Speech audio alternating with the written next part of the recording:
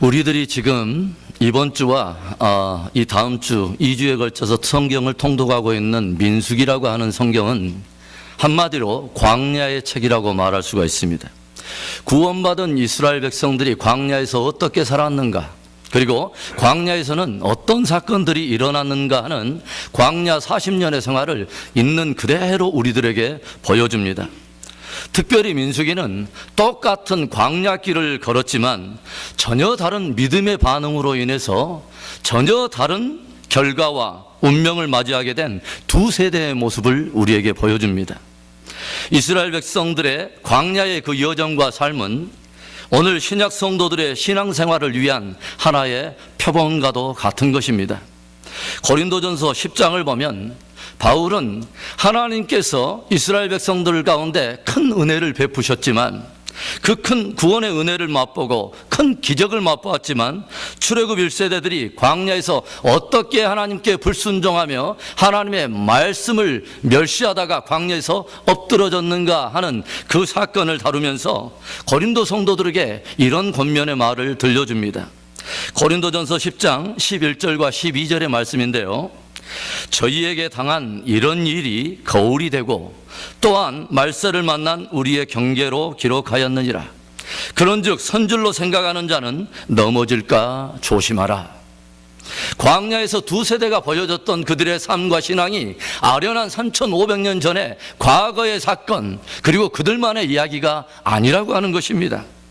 그것은 마치 거울처럼 오늘날 우리 성도들의 삶을 비춤으로 인해서 우리로 출애굽 1세대처럼 우리도 동일한 패역을 지고 동일하게 불순종함으로 말미암아 광야에서 엎드려지는 그러한 사람이 되지 말고, 광야에서 일어난 새로운 2세대처럼 순종하여 마침내 약속을 기업으로 받는 그런 축복의 주인공을 삶을 살라고 우리를 위하여 기록한 말씀이라는 것입니다. 따라서 해봅니다. 모든 성경은 나를 위한 말씀이다. 성경에는요, 똑같은 환경, 똑같은 배경, 똑같은 조건을 가졌음에도 불구하고 서로 다른 삶과 서로 다른 믿음으로 반응함으로 인해서 서로 다른 결과와 운명을 가지고 있는 두 사람, 두 가정, 두 세대, 두 왕조를 함께 의도적으로 지극히 의도성을 가지고 보여주는 듯한 그런 많은 기록들이 있어요. 이삭과 이스마엘은 똑같이 믿음의 조상 아브라함에게 난 자녀들입니다. 그러나 그들의 삶과 신앙은 확연하게 달랐습니다. 심지어는 한 어머니 리브가에게서 난 쌍둥이임에도 불구하고, 한 배에서 난 쌍둥이임에도 불구하고 야곱의 삶이 달랐고 예수의 삶이 달랐어요. 그런가 하면 같은 왕위에 올랐지만 사울 왕의 삶이 다르고 다윗 왕이 다릅니다. 그리고 하나님께서 어두운 사사시대에 다시 한번 거룩한 회복과 부흥을 위해서 세운 제사장이었지만 엘리의 삶과 신앙이 달랐고 사무엘 제사장의 삶과 신앙이 너무도 달랐다고 하는 것이죠. 오늘 본문 역시 출애굽 1세대와 광야 2세대의 서로 다른 삶, 서로 다른 신앙, 서로 다른 결과를 우리들에게 보여주고 있습니다. 그들 모두 다 똑같은 하나님의 자녀들이었어요. 똑같은 하나님의 백성이었어요. 똑같이 많은 기적과 은혜를 다 맛본 사람들입니다. 똑같이 광야의 길을 걸었고 똑같이 그 영광스러운 하나님의 진리의 말씀, 율법을 가졌고 똑같이 성막과 함께 진행을 하면서 하나님의 영광을 목도했던 사람들입니다. 똑같이 불기둥과 구름기둥의 임재 속에서 그들이 하나님의 영광을 경험했을 뿐만 아니라 그들이 하나님께서 주고자 하는 가나안 땅의 약속을 받고 그들이 헤쳐나가야 될 모든 광야의 어려움이나 환경도 다 그 두 세대에 다 똑같은 조건과 환경이었다고 하는 것입니다. 그러나 그들의 마지막 운명은 판이하게 다른 것을 우리는 보게 돼요. 한 세대는 광야에서 유리하다가 방황하다가 가나안 땅을 한 평도 차지하지 못하고 다 광야에서 엎드려져 버렸습니다. 그러나 광야에 또 다른 일어난 새로운 세대는 그들과는 달리 여호수아와 갈렙의 인도함을 받고 요단을 건너고 대적을 다 정복하고 마침내 하나님께서 주리라 약속하신 그 가나안 땅을 유업으로 차지하는 멋진 그 주인공들이 되었습니다. 도대체 이 두 세대의 차이는 어디에 있는 것입니까? 무엇이 그들의 그 운명을 판이하게 이렇게 갈라놓은 것일까요? 오늘 본문의 말씀을 통해 주님은 이 두 세대를 갈라버린 판이한 그 기준과 그 차이가 뚜렷한 하나의 모습을 우리에게 보여주고 있는데 28절의 말씀 우리 한번 보겠습니다. 함께 읽어봅니다. 그들에게 이르기를 여호와의 말씀에 나의 삶을 가리켜 맹세하노라. 너희 말이 내 귀에 들린 대로 내가 너희에게 행하리니. 너희 말이 내 귀에 들린 대로 내가 행하리니 말씀합니다. 이 두 세대의 차이가 어디 있다는 거예요? 여호와의 귀에 들린 그 두 세대의 말이 달랐다고 하는 것이죠. 그들의 입에서 나오는 말이 차이가 있었다고 하는 거예요. 그래서 그들의 말이 주님의 귀에 들린 대로 주께서 행하심으로 인하여 결국은 이 두 세대는 서로 다른 운명, 서로 다른 차이를 갖게 되었다고 우리에게 들려주고 있는 것입니다. 구원받은 성도들이 얼마나 말을 잘하고 살아야 하는가 하는 귀한 것을 우리에게 도전하는 거예요. 말을 잘해야 되는 것이죠. 인간을 가리키는 사회학적 용어 가운데 호모 에로컨스라고 하는 용어가 있어요. 이것은 인간은 언어적인 존재라고 하는 의미죠. 언어적인 존재. 인간은 자기의 감정과 이성과 모든 생각을 언어를 통해서 표현할 뿐만 아니라 서로가 함께 소통하는 그러한 존재입니다. 사실 이것은 하나님의 형상을 따라 지음받은 인간들에게만 허락된 놀라운 하나님의 선물이에요. 하나님께서 자신의 형상을 따라 지음받은 인간들에게 주신 축복 가운데 하나는 우리의 입술에, 우리의 이 연약한 입술에 말을 두셨다고 하는 것입니다. 그래서 하나님의 형상을 닮은 인간들의 말에도 창조적인 권능과 능력이 있어요. 우리 잠언서 18장 20절과 21절의 말씀을 봅니다. 사람은 입에서 나오는 열매로 하여 배가 부르게 되나니 곧 그 입술에서 나는 것으로 하여 만족하게 되느니라.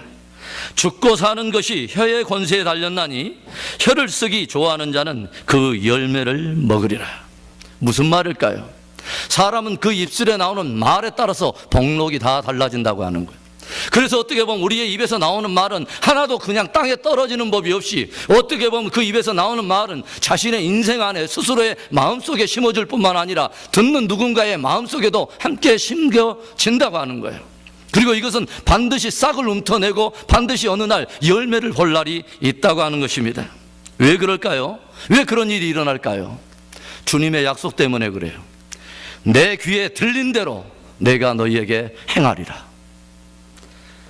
늘 귀한 말로 심어서 귀한 것으로 열매 맺는 복된 저와 여러분 되시기를 주의 이름으로 축원합니다. 그렇다면 믿음의 성도들, 구원받은 성도들, 적어도 유월절을 경험하고 홍해를 건너온 하나님의 백성들, 적어도 신의 산에서 하나님의 말씀을 가졌다고 하는 이 구원의 백성들 말입니다. 구원의 백성들은 어떤 말을 해야 합니까? 어떻게 말을 해야 할까요? 첫째로 베푸신 은혜를 기억하고 감사의 말을 해야 됩니다. 우리 함께 따라서 합시다. 베푸신 은혜를 기억하고 감사를 하라. 광야에서 다 엎드러져 버린 세대와 가나안의 축복을 얻은 그 두 세대 가운데는 현저한 차이는 어디에 있느냐? 한 세대는 하나님께서 그 여정 가운데 베푸신 끊임없는 은혜를 다 기억하지 않고 끊임없이 원망했을 뿐만 아니라, 또 다른 한 세대는 하나님께서 그들에게 베푸신 은혜를 끊임없이 그들은 기억하고 하나님께서 그들을 위해 행하신 일을 인해서 감사를 했다고 하는 것입니다. 한 세대는 그 모든 것을 다 잊어버리고 원망을 했지만 한 세대는 끊임없이 그것을 기억하며 감사하며 그 모든 여정을 행했다고 하는 것이 현저한 차이가 된다고 하는 것이죠. 22절과 23절의 말씀입니다.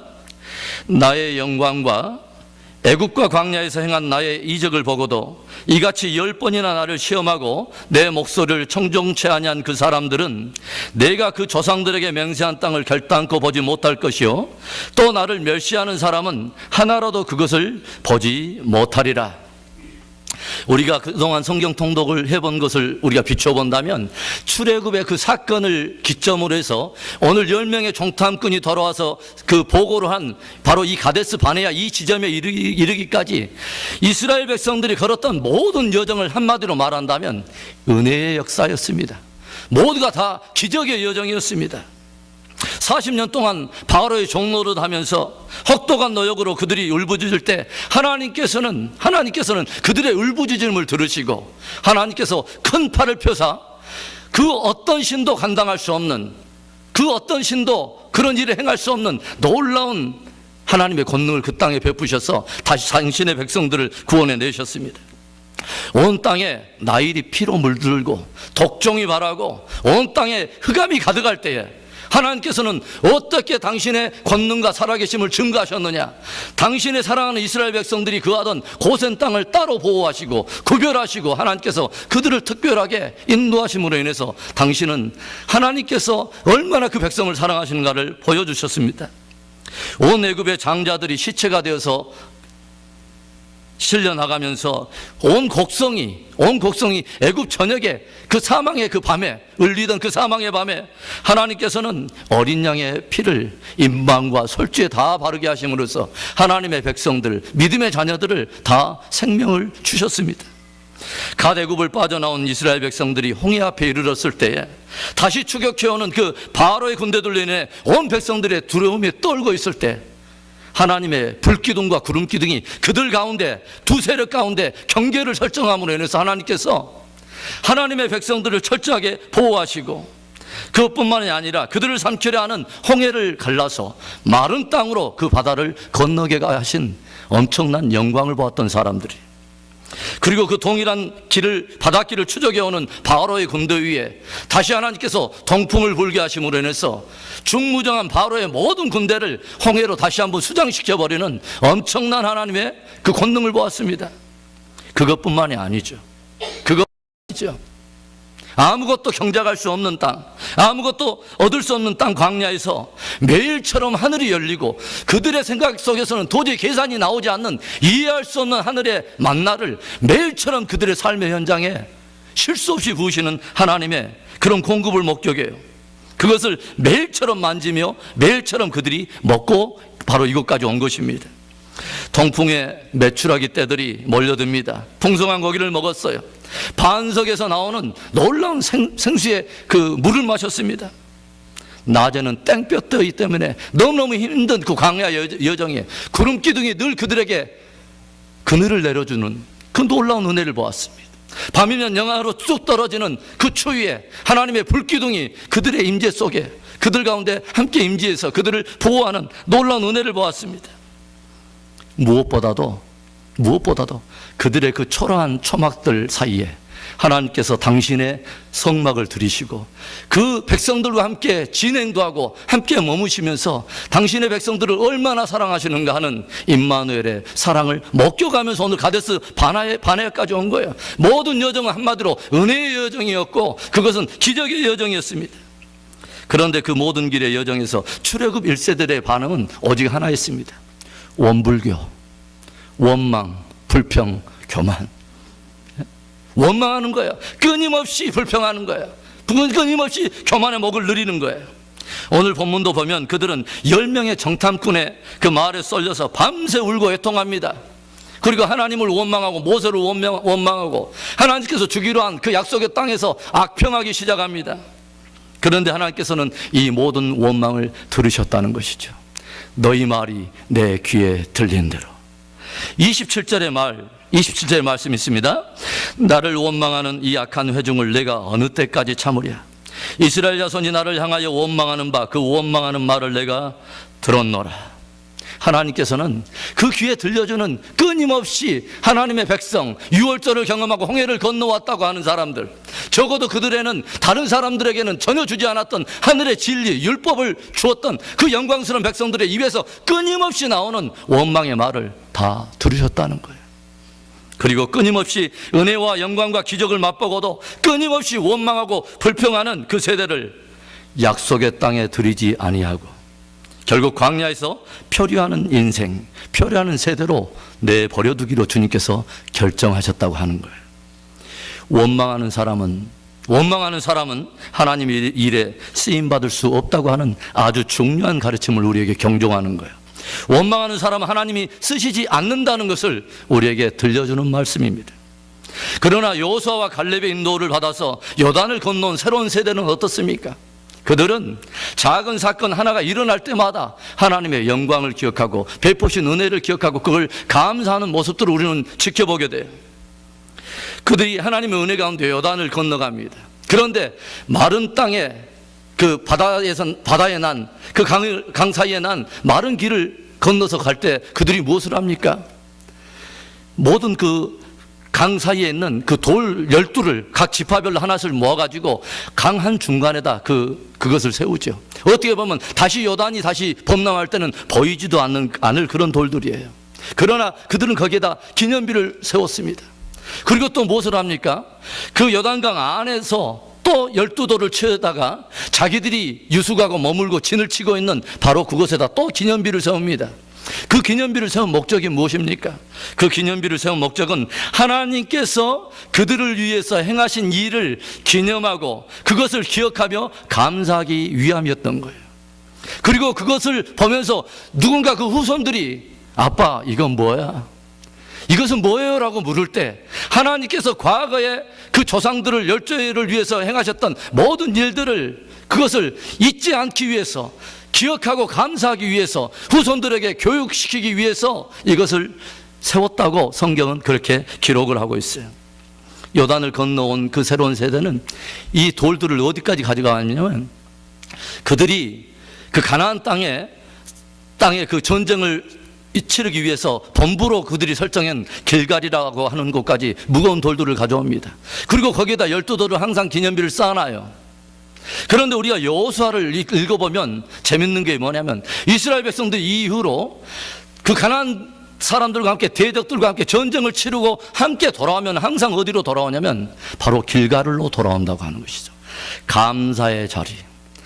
예전에도 하나님께서 요단을 건너게 하셨던 그 하나님이 오늘의 또 승리를 우리에게 주셨다고 하는 것을 감사를 쌓아가는 기념비를 쌓았던 그 하나하나의 돌마다 우리의 또 감사를 쌓아가는 그러한 장소였다고 하는 것이죠. 과거에 요단을 건너게 했던 그 하나님의 은혜를 잊지 않을 뿐만 아니라 오늘 또 나에게 주시는 그 은혜를 늘 다시 기억하면서 감사를 했다고 하는 거예요. 하나님은 감사하는 사람을 씁니다. 하나님은요 감사하는 공동체를 써요. 하나님은 감사하는 세대에 하나님은 당신의 권능과 은혜를 베푸십니다. 사람들은 모두가 행복하기를 간절히 원하고 복된 인생 살기를 원해요. 그런데 참으로 이상한 것은 사람은 때때로 저 주변 사람 때문에 또 나의 직면한 환경과 상황 때문에 나는 더 이상 행복한 삶을 살 수 없다고 환경과 상황을 핑계댈 때가 너무 많아요. 저 사람만 바뀐다면, 내 남편만 바뀐다면, 내 아내가 바뀐다면, 이런 일들이 그 사람만 없다면 내가 얼마든지 행복할 것 같은데 라고 사람을 탓하고 환경을 탓할 때가 굉장히 많아요. 그러나 오늘 우리가 접하고 있는 본문의 말씀은 우리가 신앙생활을 하면서도 늘 알면서도 너무도 쉽게 간과하고 있는 하나의 교훈을 다시 한번 주지시켜주는 귀한 말씀을 담고 있어요. 행복한 삶은 다른 사람에 있지 않다는 거예요. 행복한 삶은 다른 어떤 환경에 있지 않다는 거예요. 행복한 삶은 나에게 달려있을 뿐만 아니라 감사에 달려있다고 하는 것을 우리에게 가르쳐주는 것입니다. 우리가 하나님께서 베풀어 주신 은혜와 기적과 영광을 기억하면서 우리가 감사를 고백할 때 내 말이, 너희의 말이 내 귀에 들린 대로 행하랬던 바로 그 하나님께서는 그 말씀을 들으시고 감사하는 가정에, 감사하는 사람의 인생에, 감사하는 그 세대 위에, 그 공동체 위에 하나님 다시 한번 축복과 승리와 은혜 주실 것을 믿습니다. 그 승리가 저와 여러분들에게 있기를 축원합니다. 구원받은 성도들은 어떻게 말을 해야 됩니까? 그리고 어떤 말을 해야 합니까? 둘째로 약속의 말씀을 기억하고 믿음의 말을 할 줄 알아야 됩니다. 따라서 합니다. 약속의 말씀을 기억하고 믿음의 말을 해야 됩니다. 가나안 땅을 탐지하고 돌아온 사람들이 온 백성들에게 자신들이 보고 돌아온 모든 것을 탐지한 내용들을 다 보고를 합니다. 12명 모두가 똑같이 적과 꿀이 흐르는 땅을 보았어요. 그리고 그들은 에스골 골짜기에 너무 풍성한 포도송이들을 보았어요. 그리고 그 포도송이를 열매로 또 가져왔어요. 지고 왔어요. 그런데 그 땅에는 그 많은 포도의 풍성함도 있었지만 그 산지마다 거대한 안악자손이 있고 철병거들로 무장되어 있는 그런 사람들이 살고 있다는 것도 보았습니다. 축복의 어떤 요소도 보았지만 고난의 어떤 또는 장애의 어떤 것도 다 함께 보았어요. 다 똑같이 보았습니다. 그런데 그 12명의 보고는 똑같은 상황과 똑같은 현장을 보았음에도 불구하고 판이하게 다르고 두 편으로 나뉘었다고 하는 것을 우리는 성경을 통해서 보게 됩니다. 13장 30절의 말씀입니다. 갈렙이 모세 앞에서 백성을 안돈시켜 가로되 우리가 곧 올라가서 그 땅을 취하자 능히 이기리라 하나. 갈렙이 백성들에게 말해요. 올라가자. 그 땅을 취하자. 우리는 능히 이긴다. 백성들에게 선포해요. 그런데 함께 똑같은 상황과 환경을 정탐하고 온 다른 10명의 사람들이 이렇게 말을 하는 것입니다. 이어지는 31절의 말씀. 그와 함께 올라갔던 사람들은 가로되 우리는 능히 올라가서 그 백성을 치지 못하리라. 그들은 우리보다 강하니라 하고 말씀을 합니다. 아니다. 우리는 올라갈 수 없다. 올라가서는 안 된다. 우리는 절대로 그들을 이길 수 없다. 그들은 훨씬 우리보다 강하다.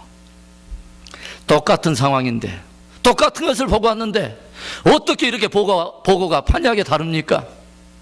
그 이유는 그들의 믿음의 근거가 달랐다고 하는 것입니다. 믿음의 근거가 달랐다고 하는 거예요. 10사람의 정탐꾼은 모두 자기들의 이성과 경험, 눈에 보이는 대로 그들은 그것을 판단하는 것이 그들의 기준이었습니다. 눈에 보이는 크기대로, 눈에 보이는 숫자대로, 눈에 보이는 규모대로. 숫자가 그들이 많으니까 우리는 할 수 없다는 거예요. 그들이 강해 보이니까 할 수 없다는 거예요. 그들이 규모가 훨씬 더 크니까 우리는 올라가서는 안 된다는 거예요. 내가 커 보이면 이길 수 있고 내가 작아 보이면 이길 수 없다는 거예요. 우리가 많으면 이길 수 있고 우리가 적으면 절대로 이길 수 없다는 거예요. 할 수 있고 없고가 누구에게 달렸냐면 우리에게 달려있고 때때로는 적들에게 달려있다는 것이죠. 이기고 지는 승패의 문제가 나에게 달려있고 적들에게 달려있다. 여러분 얼마나 어리석은 착각입니까? 지금까지 모든 걸어왔던 여정에 우리가 함께 나눴지만 그 모든 여정 가운데 감히 축복과 승리와 은혜가 나에게서 났다고 말할 수 있었던 사건이 단 한 번도 있었습니까? 단 한 번도 없었습니다. 단 한 번도 없었습니다. 모두 일방적으로 베풀어 주신 하나님의 은혜요 축복이었던 것입니다. 그런데 그들은 착각하고 있는 거예요. 여호수아와 갈렙은 달랐습니다. 그들은 올라가자, 취하자, 능히 이기리라. 우리는 이길 수 있다. 여러분 그러면 여호수아와 갈렙은 남은 10명이 다 객관적으로 보고 다 분석해낸 그들의 보고와 왜 이렇게 다른 보고를 하는 것입니까? 그들의 도대체 그들은 올라갈 수 있고 취할 수 있고 승리할 수 있다고 말하는 그들의 말의 근거는 도대체 어디 있는 것입니까? 8절과 9절의 말씀입니다. 여호와께서 우리를 기뻐하시면 우리를 그 땅으로 인도하여 들이시고 그 땅을 우리에게 주시리라. 이는 과연 젖과 꿀이 흐르는 땅이니라. 오직 여호와를 거역하지 말라. 또 그 땅 백성을 두려워하지 말라. 그들은 우리 밥이라. 그들의 보호자는 그들에게서 떠났고 여호와는 우리와 함께 하느니라. 그들을 두려워 말라 하나. 다른 사람들은 거기에 거대한 족속이 있기 때문에 안 된다는 거예요. 다른 사람들은 거기는 지리적으로 산지가 많기 때문에 안 된다는 거예요. 다른 사람들은 거기 적들에게는 철병거로 철통같이 무장되어 있기 때문에 안 된다는 거예요.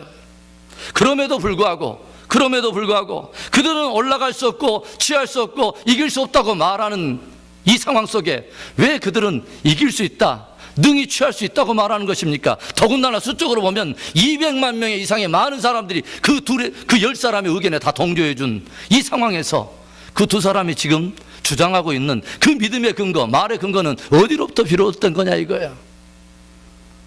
자기 확신입니까? 자기 확신일까요? 마인드 컨트롤? 긍정적 사고에서 나온 것입니까? 환경과 상황을 보면서 느낌과 감정에서 나온 거예요? 사람들 앞에서 잘난 체하고자 하는 자기 만용일까요? 아닙니다. 아닙니다. 하나님의 말씀에 대한 믿음입니다. 하나님의 약속에 대한 믿음입니다. 하나님께서 주시기로 약속했다는 거예요. 그리고 적어도 약속하신 그 하나님은 신실하신 하나님이라는 거예요.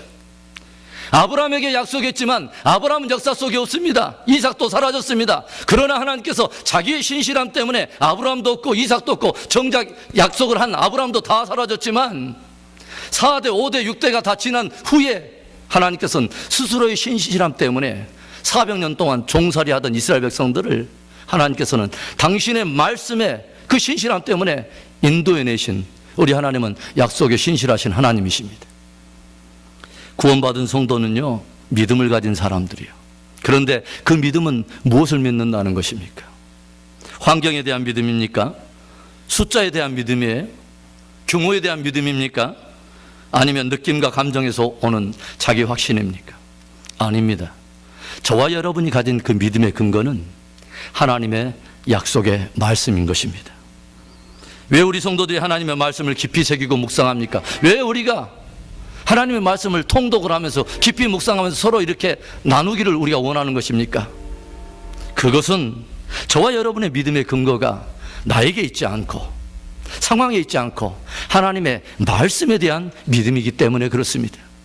하나님께서 여호수아를 지도자로 세울 때 다른 것을 요구하지 않아요. 그에게 오직 한 가지만 딱 명령을 합니다. 그게 여호수아 1장 7절과 8절의 말씀입니다. 우리 함께 읽습니다. 오직 너는 마음을 강하게 하고 극히 담대히 하여 나의 종 모세가 내게 명한 율법을 다 지켜 행하고 좌로나 우로나 치우치지 말라. 그리하면 어디로 가든지 형통하리니 이 율법책을 내 입에서 떠나지 말게 하며 주야로 그것을 묵상하여 그 가운데 기록한 대로 다 지켜 행하라. 그리하면 내 길이 평탄하게 될 것이라. 내가 형통하리라. 모세가 너에게 주었던 율법, 이 율법책을 내게서 떠나지 말게 하고 내 입에서 떠나지 말게 하라. 이것을 주야로 묵상해라. 그 말씀을 내 입에서 떠나지 말게 하라는 것이 무슨 뜻일까요? 그 말씀은 하나님의 말씀이요. 내 말이 너의 말이 되게 하라는 거예요. 내 묵상이 너의 묵상이 되게 하라는 거예요. 하나님께서 천지를 창조하신 그 동일한 말씀을 우리 인간들의 입술에 가지라고 하는 것이에요. 한번 가져보라는 거예요. 그리고 믿음으로 반응해 보라는 것입니다. 우리가 함께 갈렙에 대한 공부를 했지만 무려 85세가 된 이 갈렙이 이스라엘 모든 지파들 앞에 이제는 백발이 된 그 갈렙이 무엇을 요구하고 무엇을 말합니까? 여호수아 14장 12절의 말씀, 그날에 여호와께서 말씀하신 이 산지를 내게 주소서. 당신도 그날에 들으셨거니와 그곳에는 아낙 사람이 있고 그 성읍들은 크고 견고할지라도 여호와께서 혹시 나와 함께 하시면 내가 필경 여호와의 말씀하신 대로 그들을 쫓아내리이다. 오늘 갈렙의 말을 조용히 들어보세요. 그가 가지고 있는 믿음의 근거가 어디 있어요? 여호와께서 말씀하신 대로, 여호와께서 그날에 말씀하신 대로 모든 사람들, 모세 당신도 들었던 바로 그 하나님의 말씀대로 갈렙의 믿음은 하나님의 말씀에 대한 믿음이었다고 하는 거예요. 아낙 사람이 있고 없고 성읍들이 견고하지 않고 그들에게 철병거로 무장했느냐 안 했느냐 이것에 대한 것으로 인해서 그 흔들리는 그러한 믿음이 아니라 오직 여호와께서 함께 하시면 할 수 있다는 거예요. 하나님께서 말씀하셨기 때문에 할 수 있다고 하는 하나님의 존재에 대한, 그분의 능력에 대한, 그분의 신실함에 대한 믿음이었던 것입니다. 그랬더니 성경에 우리에게 무엇을 말합니까? 갈렙의 나이 85세가 되었기에 하나님께서 그 산지를 포기하라 하셨더라. 이렇게 기록된 게 아니에요, 여러분.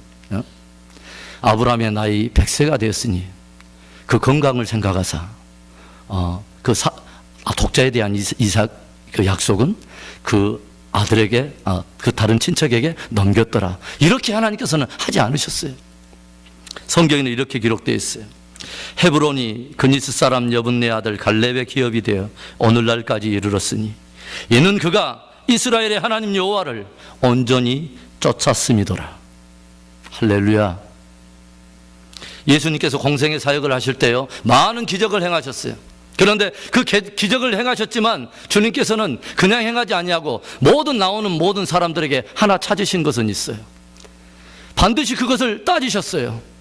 무엇을 보셨냐면 믿음으로 반응하신 걸 보셨어요. 그리고 다른 것에 대해서는 찾지 않았어요. 너 돈 얼마나 있니? 너 학력 얼마나 되냐?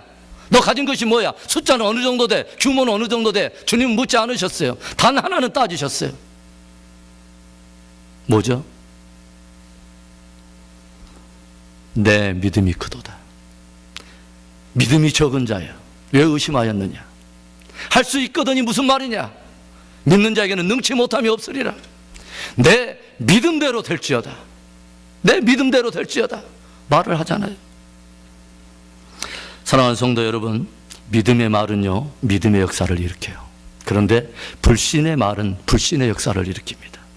무려 200만이 넘는 어마어마한 하나님의 사람들을 그들의 불신의 말로 함께 광야에서 다 엎드러지게 했던 10사람과는 달리 요수아와 갈렙은 하나님의 말씀, 그분의 신실함에 대한 그 믿음으로 말미암아 그 다음 세대를 이끌고 축복의 땅을 누렸던 역사의 주역으로 쓰임을 받게 되었습니다.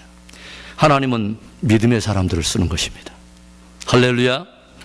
구원받은 성도들은 어떻게 말을 해야 합니까? 그리고 또 어떤 말을 해야 합니까? 마지막 세 번째로 장차 나타날 영광을 기억하며 소망의 말을 해야 됩니다. 따라합시다. 나타날 영광을 기억하고 소망의 말을 하라.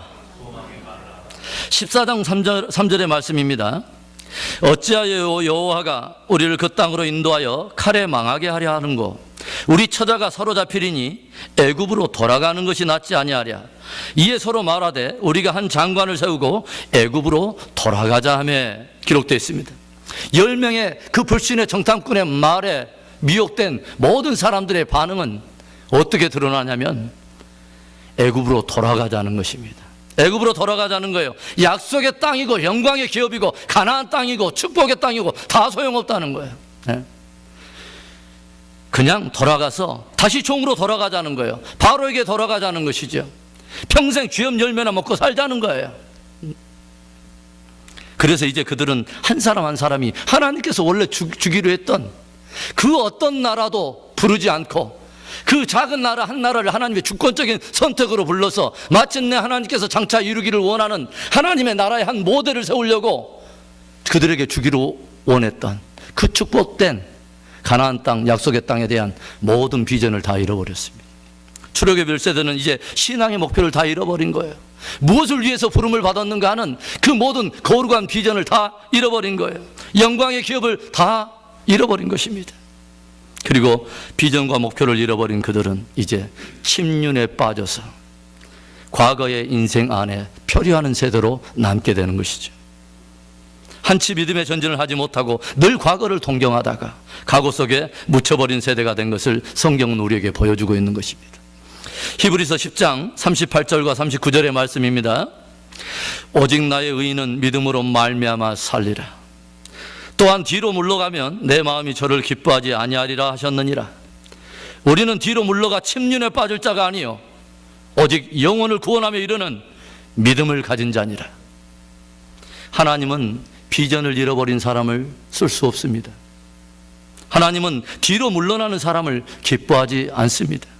하나님은 그런 사람을 쓸 수가 없는 것입니다. 늘 침륜의 언어를 쓰고 사망의 언어를 쓰고 과거의 언어를 즐겨 쓰는 사람을 하나님은 기뻐하지 않습니다. 문제만 만나면 사망의 언어를 써요. 죽겠다는 거예요. 죽겠다고 말하지 말라고 그랬죠. 모든 문제는 죽게 있다 이렇게 말씀하라고 그랬지 죽겠다가 아니에요. 문제만 만나면 돌아가자는 거예요. 쟁기를 손에 잡고 늘 뒤를 보니까 제대로 밭을 갈 수가 없는 것입니다. 제대로 사명 감당이 안 되는 거예요. 문제만 만나면 그만두자는 거예요. 포기하자는 거예요. 나타날 영광과 취하게 될 기업에 대한 모든 비전을 그렇게 쉽게 다 잃어버렸습니다. 그런데 요수아와 갈렙을 따르는 그 2세대가 보여주는 모습은 어떻습니까? 저들의 입에는 장차 얻게 될 축복의 땅, 그 영광된 기업에 대한 소망의 노래들이 있었어요. 소망의 언어들이 있었어요. 갈망의 언어들이 있었습니다. 여호수아가 동쪽에는 이미 그들은 기업을 차지했던 두 지파 반이 있었습니다.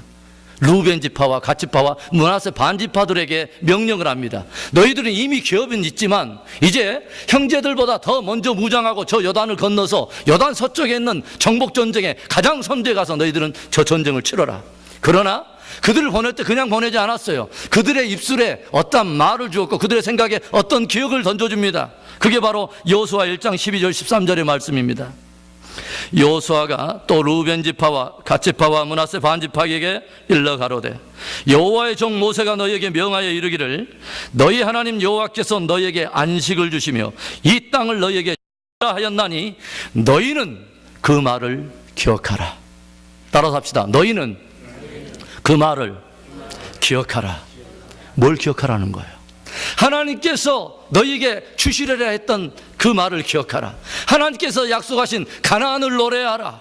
그 영광을 너희들은 소망하라. 그 땅을 너희들은 갈망하라. 그 말입니다.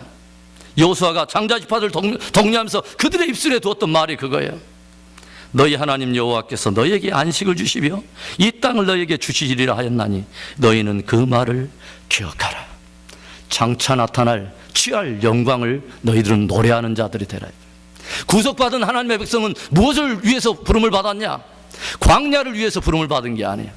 하나님이 약속의 땅을 위해서 우리를 부름받았고 그 땅을 노래하라고, 그 땅의 영광을 우리에게 노래하라고 우리는 부름을 받았다고 하는 거예요. 사도 바울이 믿음의 성도들에게 도전합니다. 성도들아, 우리가 이미 이룬 것이 하나도 아니다. 이미 우리는 이룬 것이 아니다. 우리가 이미 취한 것도 아니다. 우리에게는 여전히 오늘 믿음의 경주를 해야 될 길이 있고 달려갈 길이 있다. 아직 끝이 온 것이 아니다. 그러나 영광의 날은 반드시 오고야만 한다. 주 예수 그리스도의 강림과 함께 너희들에게 영화로운 부활의 사건이 있다. 너희들에게 썩지 아니하는 영원한 면류관이 있다. 영원한 나라가 있다. 영원한 천국이 하루하루 다가오고 있다. 그날을 간절히 사모함으로 오늘 믿음의 선한 싸움을 싸우며 달려갈 길을 다라고 바울은 도전하고 있는 것이죠. 요즘 러시아 소치에서 뭐가 열리고 있어요? 동계 올림픽이 열리고 있죠. 이 땅에서 얻게 될 면류관, 어떻게 보면 죽으면 흔적도 남지 않고 사라져버릴 썩을 면류관을 위해서도 운동선수들은 그날의 그 얻을 그 영광, 그 면류관 하나를 생각하면서 기억하면서 모든 것을 절제하면서 훈련을 합니다. 스스로를 절제에 던져요. 그런데 우리들이 얻을 그런 면류관은 썩을 면류관이 아니에요.